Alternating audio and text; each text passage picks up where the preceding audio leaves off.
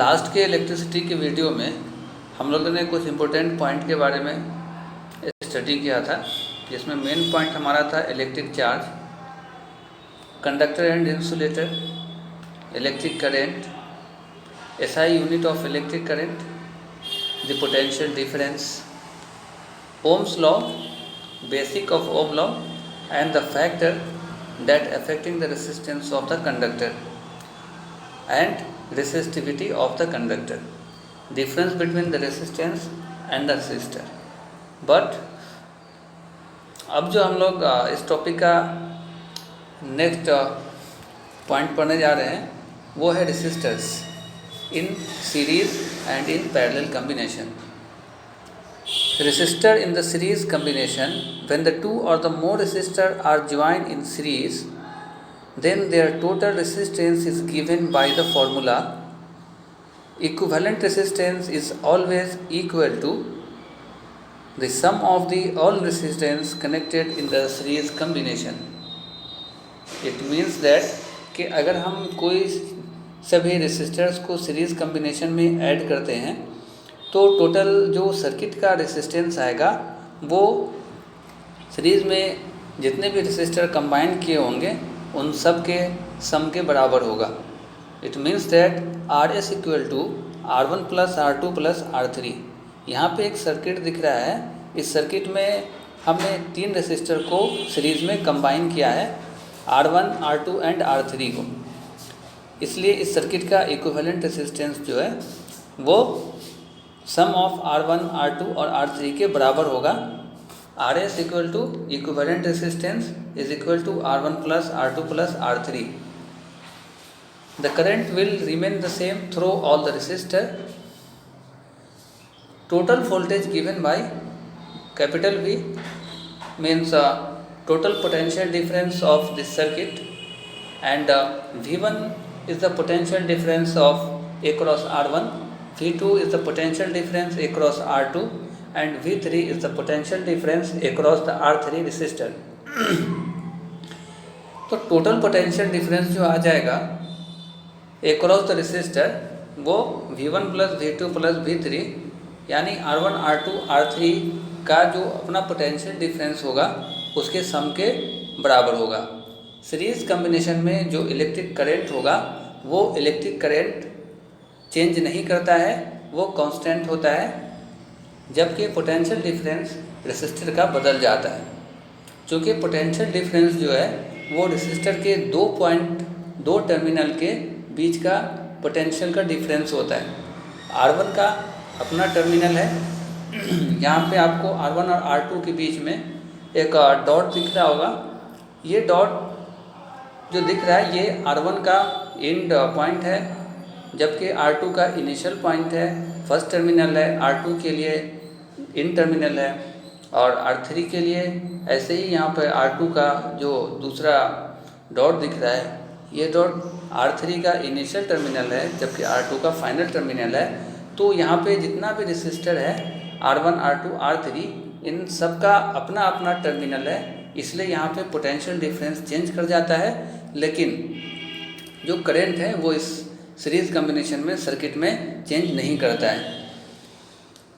तो यहाँ पे अगर तो एक सर्किट है उसके अंदर रेसिस्टर जो है कंबाइन किया हुआ है सीरीज़ कम्बिनेशन में, तो टोटल सर्किट का जो रेसिस्टेंस आएगा वो sum of resistance of the all resistors and the electric current remains the same.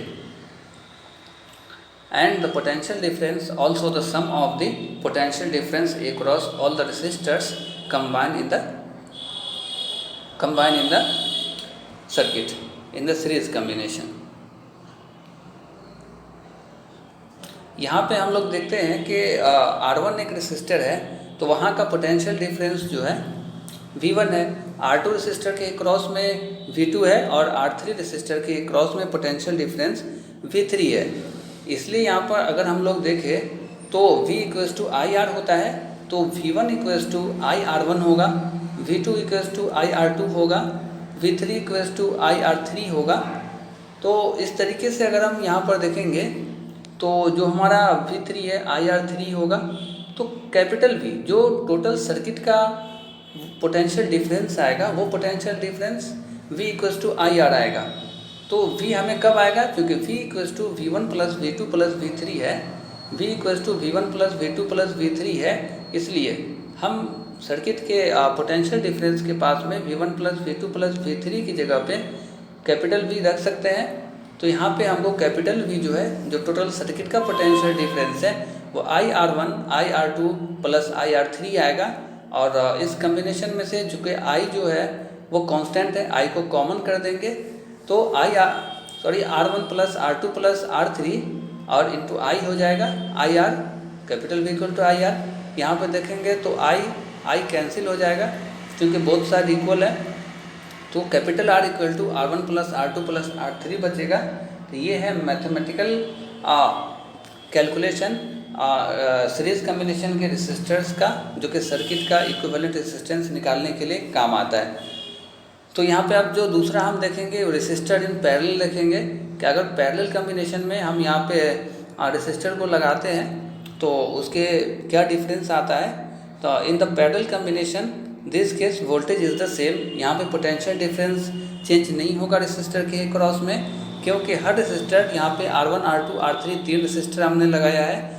ये तीनों रेसिस्टर का जो इनिशियल पॉइंट है, इनिशियल टर्मिनल है और जो इन टर्मिनल है, दोनों सेम है, तो टर्मिनल चेंज नहीं हो रहा है। इसकी वजह से यहाँ पे पोटेंशियल डिफरेंस जो है वो नहीं चेंज करेगा, जबकि यहाँ से इलेक्ट्रिक करंट जो है वो यहाँ पे चेंज हो जाएगा।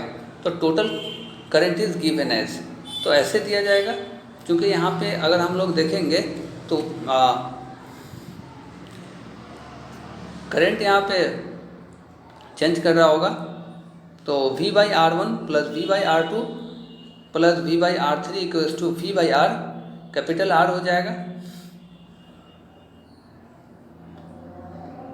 तो यहाँ पे देखेंगे तो इक्विवेलेंट रेसिस्टेंस जो आ जाएगा 1/RP, RP का मतलब इक्विवेलेंट रेसिस्टेंस है, तो 1/R1 plus 1/R2 plus 1/R3 आ जाएगा।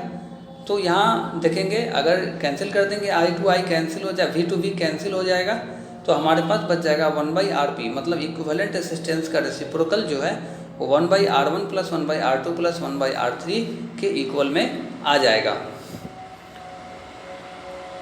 अब इसके बाद हम देखेंगे कि जो पैरेलल कॉम्बिनेशन में हम रेसिस्टर को अरेंज करते हैं, तो ये रेसिस्टर को पैरेलल कॉम्बिनेशन में अरेंज करने से हमें क्या एडवांटेज मिलती है। तो एडवांटेज है कि if one component fails in the series combination the complete circuit is broken and no component can work properly, different appliances need different current, this can be meet through the parallel. अब यहाँ पे हम देखेंगे कि parallel combination और series combination में क्या फ़र्क है। तो बेस्ट देखेंगे कि पैरेलल कॉम्बिनेशन ज़्यादा बेस्ट होता है, क्योंकि पैरेलल कॉम्बिनेशन में हर इलेक्ट्रिकल एप्लायंस के लिए एक सिंगल स्विचेज होते हैं, जबकि सीरीज कॉम्बिनेशन में एक सिंगल स्विच होते हैं पूरे सर्किट के लिए। तो यहाँ पे प्रॉब्लम आता है कि सीरीज कॉम्बिनेशन में अगर कोई एप्लायंस हमारा वर्क करना बंद करता है तो उस सर्किट में जितने भी एप्लायंस लगे हुए होंगे वो सारे के सारे एप्लायंस वर्क करना बंद कर देंगे, जबकि पैरेलल कॉम्बिनेशन में ऐसा नहीं होगा। अगर एक एप्लायंस वर्क करना बंद करता है तो दूसरे एप्लायंस पे कोई फ़र्क नहीं पड़ेगा।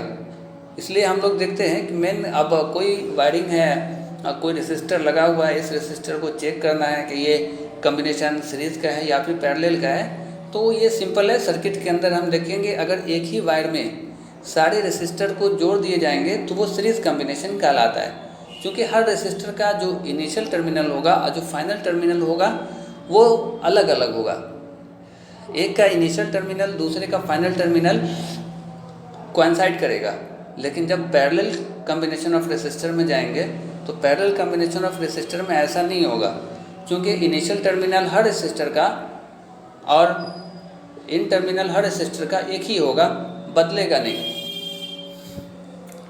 तो यहाँ पे सबसे बड़ा एडवांटेज होता है पैरेलल कॉम्बिनेशन का कि अगर कोई भी कंपोनेंट है, कोई भी एप्लायंस है वर्क करना बंद कर देगा तो हमें कोई फ़र्क नहीं पड़ेगा पैरेलल में, क्योंकि हर के स्विच अलग होते हैं, हम उन्हें चेंज कर लेंगे।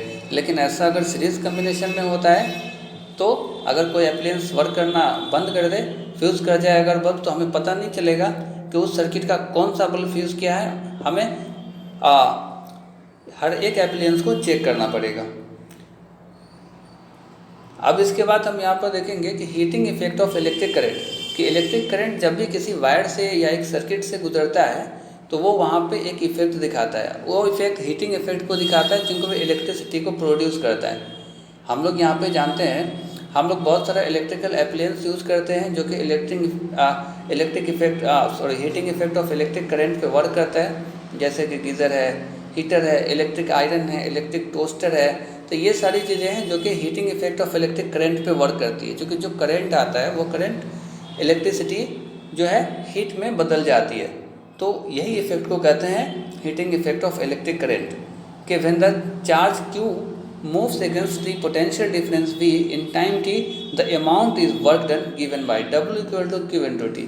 क्योंकि अगर Q चार्ज है और वो मूव कर रहा है V पोटेंशियल डिफरेंस के अक्रॉस में और T टाइम तक अगर जाता है तो वर्क डन जो वहाँ पे होगा, वो जो चार्ज वर्क डन करेगा वो वर्क डन W से दिखाएंगे और Q इंटू V मतलब चार्ज इंटू पोटेंशियल डिफरेंस के इक्वल में आ जाएगा। और हम लोगों को मालूम है कि W equal to V into Q by T into T भी कर सकते हैं हम लोग, क्योंकि यहाँ पे VQ है, क्योंकि पोटेंशियल डिफरेंस जो है वो चार्ज पर यूनिट टाइम होता है, कि पर यूनिट टाइम में कितना चार्ज क्रॉस कर रहा है वही पोटेंशियल डिफरेंस होता है। तो हम लोग वहाँ पे रख सकते हैं।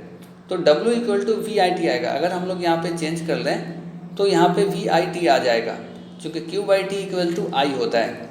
तो यहाँ पे W इक्वल टू VIT आता है। तो यहाँ पर हमारे पास 3 वर्क के फॉर्मूला हो गए, और अगर हमें वर्क निकालना होगा और एनर्जी निकालना होगा, वर्क डन निकालना होगा, तो हम इस तीनों फॉर्मूले का इस्तेमाल कर सकते हैं। ये जो heating effect of electric current है, ये एक फिजिसिस्ट थे जूल्स, उन्होंने heating effect of electric current को एक्सपीरियंस किया था और उसके बाद अपना एक रूल दिया था। तो हम यहाँ पे अभी देखने जा रहे हैं joules law of heating effect of electric current, कि जूल ने इलेक्ट्रिक करंट का जो हीटिंग इफेक्ट है उसके बारे में क्या बताया। उन्होंने बताया कि heat produced in a resistor is directly proportional to the square root of the current, क्योंकि हीट जो प्रोड्यूस होगा वो स्क्वायर रूट के ऑफ करंट के डायरेक्टली प्रोपोर्शनल हो जाएगा। इसका कहने का मतलब हुआ कि हीट किसी भी रेसिस्टर में जो प्रोड्यूस होगा directly proportional to the square root of the electric current.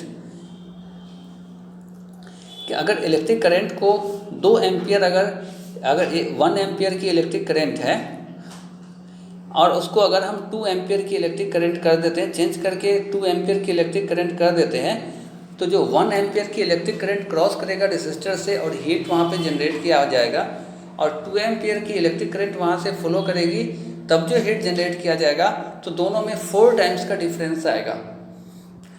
Second law बताते हैं जूल्स कि it is also directly proportional to resistance for a given current, क्योंकि ये रेसिस्टेंस के डायरेक्टली प्रोपोर्शनल होता है। क्योंकि रेसिस्टेंस जितना ज़्यादा होगा उतना ज़्यादा वहाँ पे हीट जो है वो जनरेट होगा। और यही वजह है कि जितना भी हम लोग हीटिंग डिवाइसेस देखते हैं, हीटिंग एप्लायंस देखते हैं, जैसे इलेक्ट्रिक आयरन है, टोस्टर है, या फिर इलेक्ट्रिक केटल है, तो ये सारी चीज़ जो है उसी चीज़ पे बनी हुई होती है, क्योंकि उसके अंदर नाइक्रोम का वायर यूज़ किया जाता है। क्योंकि नाइक्रोम जो एक लॉय है जिसका रेसिस्टेंस जो है बहुत ही ज़्यादा होता है, और वो चूँकि रेसिस्टेंस ज़्यादा होगा तो हीट जो है वो ज़्यादा जनरेट करेगा, मैक्सिमम हीट को जनरेट करेगा। तीसरा लॉ बताते हैं कि also directly proportional to the time, क्योंकि अब हम जितने टाइम तक, जितने लॉन्ग टाइम तक हीट को इलेक्ट्रिक करंट को जनरेट कराएंगे, जितने लॉन्ग टाइम तक इलेक्ट्रिक करंट को हम फ्लो कराएंगे, तो उतने टाइम तक वहाँ पे हीट जो है जनरेट होता रहेगा, उतना ज़्यादा हीट वहाँ पे जनरेट होगा। तो हीट का जो फॉर्मूला आएगा, क्योंकि heat directly proportional to the square of the electric current, heat is directly proportional to the time, heat is directly proportional to the resistance of the conductor. इसलिए यहाँ पर हीट का जो फॉर्मूला आएगा H equal to I square RT। Filament of bulb is made up of tungsten because it has a very high melting point and also does not oxidized reading in the high temperature। क्योंकि जो पहले bulb आया करता था जो filament वाले bulb हुआ करते थे, तो उस फिलामेंट वाले बल्ब में टंगस्टन मेटल जो है उसका यूज़ किया जाता था, क्योंकि टंगस्टन मेटल का जो मेल्टिंग पॉइंट है बहुत हाई है और वो हाई रेसिस्टेंस को रखता है, इसलिए ज़्यादा हीट होने के बावजूद भी वो मेल्ट नहीं कर सकता है। इसलिए टंगस्टन मेटल का यूज़ किया जाता है फिलामेंट बनाने के लिए। बल्ब के फिलामेंट बनाने के लिए टंगस्टन मेटल का यूज़ किया जाता है। Electric fuse is safety device protect the electrical appliance from the short circuit. अब यहाँ पर एक टर्म है इलेक्ट्रिक फ्यूज़। इलेक्ट्रिक फ्यूज़ जो है एक सेफ्टी डिवाइस के तौर पे यूज़ किया जाता है, क्योंकि हमारा जो अप्लायंस है वो सेफ रह सके, क्योंकि वो भी heating effect of electric current पे इलेक्ट्रिक फ्यूज़ को बनाया जाता है और वो बोर्ड जो इलेक्ट्रिक बोर्ड होते हैं वहाँ पे उनको इलेक्ट्रिक सर्किट के साथ में ज्वाइन कर दिया जाता है और पहले जो करंट है वो फ्यूज़ से क्रॉस कराया जाता है, ताकि अगर हाई एम्पियर की करंट होगी, हाई वोल्टेज की करंट होगी, तो फ्यूज़ मेल्ट कर जाएगा और वहाँ से सर्किट ब्रेक हो जाएगा। और जब सर्किट ओपन हो जाएगी तो वहाँ से करंट फ्लो नहीं करेगा। सर्किट से जब करंट फ्लो नहीं करेगा आगे, तो उसके बाद जो एप्लायंस उस सर्किट से कनेक्टेड होंगे वो सारे के सारे एप्लायंस हमारे सेफ रहेंगे। इसलिए वहाँ पे हम लोग इलेक्ट्रिक फ्यूज़ का यूज़ करते हैं। अब हम लोग देखेंगे एक इलेक्ट्रिक पावर कि इलेक्ट्रिक पावर क्या है। तो पावर का अगर ऐसे डेफिनेशन दें तो पावर जो है वो काम करने की जो रेट होता है, जो रेट ऑफ डूइंग वर्क होता है, वही पावर कहलाता है। तो हर कुछ का एक अपना पावर होता है। The rate at which electrical energy is dissipated और consumed in the electric current, then it is called the electric power. अब यहाँ पे है कि जो rate of doing work, the rate of consumption of electric current, वो हमारा यहाँ पे कहा जाता है electric power. Rate at which the electrical energy is dissipated. अगर हम यहाँ पे देखें कि एक हमारे पास बल्ब है, अब वो बल्ब हमारे पास है और उससे इलेक्ट्रिक करंट क्रॉस करता है, तो वहाँ पे इलेक्ट्रिक करंट यूज़ किया जाता है। तो पर यूनिट टाइम में जितना इलेक्ट्रिक करंट यूज़ किया जा रहा होगा वही उसका इलेक्ट्रिक पावर कहलाएगा। इसलिए हम देखेंगे कि हमारे पास जो भी इलेक्ट्रिकल एप्लायंस होते हैं वो सारे के सारे इलेक्ट्रिकल एप्लायंस का अपना एक पावर होता है, ठीक है। और पावर की जो एसआई यूनिट है वो वाट में है। जैसे हम लोग जानते हैं कि बल्ब जो है वो वाट में उसके पावर को मेजर किया जाता है, 5 वाट, 10 वाट, 16 वाट या 100 वाट जो भी हो इस टाइप से। या फिर इलेक्ट्रिक टोस्टर है, फैन है, इलेक्ट्रिक आयरन है, ग्राइंडिंग मशीन है, तो वो सारी चीज़ों के लिए इलेक्ट्रिक पावर को मेज़र किया जाता है। तो वो रेट ऑफ डूइंग वर्क होता है, कंजप्शन ऑफ इलेक्ट्रिक एनर्जी होता है एक पर यूनिट टाइम में। तो यहाँ पे हम पावर को देखते हैं जो पोटेंशियल डिफरेंस और करंट का प्रोडक्ट होता है। Power is the product of the potential difference and the current. Electric power is equal to product of potential difference and current. और अगर यहाँ पर हम चेंज करते हैं पावर को, अगर यहाँ से V को एलिमिनेट करते हैं तो हम यहाँ पे I² कर सकते हैं, जो कि V = IR होता है।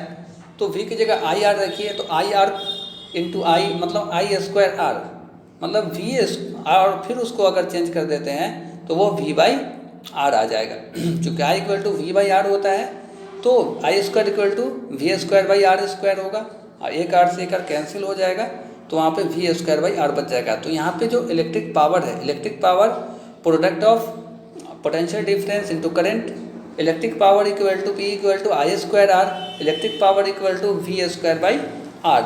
ये तीनों फार्मूला इलेक्ट्रिक पावर को इलेक्ट्रिक पावर बताने के लिए इस्तेमाल हम लोग कर सकते हैं। क्वेश्चन जब न्यूमेरिकल से इसका सॉल्व करेंगे तो उसमें ये सारे जो फार्मूले हैं उनका यूज़ करना पड़ता है। अब यहाँ पर हम बात करते हैं commercial unit of electrical energy. तो जो कमर्शियल यूनिट है इलेक्ट्रिकल एनर्जी का वो है किलोवाट आवर। किलोवाट आवर में कमर्शियल यूनिट को यूज़ किया जाता है, जिसको बोलते हैं kWh। जैसे अब हम लोग घर में इलेक्ट्रिसिटी का यूज़ करते हैं तो इलेक्ट्रिसिटी का जो कमर्शियल यूनिट है वो हम लोगों के यहाँ जो बिल आता है, इलेक्ट्रिसिटी के जो बिल आते हैं वो बिल आते हैं यूनिट में, तो उसी को बोलते हैं किलोवाट आवर। 1 किलोवाट आवर जो है वो 1 यूनिट कहलाता है। 1 किलोवाट आवर 1 यूनिट होता है। अगर हम यहाँ पे एक पावर को कंट्रोल करना चाहें, यूनिट में कन्वर्ट करना चाहें तो हम कर सकते हैं, क्योंकि वो जो एप्लायंस होगा उस एप्लायंस के जो पावर होगा उस पावर को किलोवाट में बदलना होगा। अगर किलोवाट में दिया है तो सही है, अगर किलोवाट में नहीं दिया है तो सबसे पहला होगा कि उस एप्लायंस का जो पावर होगा उसको किलोवाट में चेंज करेंगे, और जितने टाइम तक उस एप्लियंस को हम यूज़ करते हैं उस टाइम को आवर में लिखना है, और फिर दोनों का जब प्रोडक्ट करेंगे तो वो हमें आ जाएगा एनर्जी, क्योंकि 1 किलोवाट आवर जो है वो 1 यूनिट होता है। एक एग्जाम्पल के तौर पर मानकर चलते हैं कि एक इलेक्ट्रिक आयरन है जो कि 1000 वाट का है, तो 1000 वाट 1 किलोवाट होगा, क्योंकि वाट से किलोवाट बनाने के लिए 1000 से डिवाइड करते हैं, तो 1 किलोवाट हुआ। और उसको एक इलेक्ट्रिक आयरन जो कि 1000 वाट का है, हम उसे 2 आवर्स तक यूज़ करते हैं तो 2 आवर्स हो गया। अगर हम उसे 30 मिनट यूज़ करेंगे तो 0.5 आवर्स करेंगे। तो यहाँ पे हम 2 आवर्स तक इलेक्ट्रिक आयरन का यूज़ करते हैं जो कि 1000 वाट का है, तो 1 किलोवाट इंटू 2 मतलब 2 किलोवाट आ जाएगा। It means that 2 unit energy will be used by the electric iron in 2 hours, जबकि इलेक्ट्रिक आयरन 1000 वाट का होगा। तो आज हम इतना ही इसमें करेंगे। अब नेक्स्ट डे दूसरे टॉपिक पे डिटेल्स में हम लोग देखेंगे।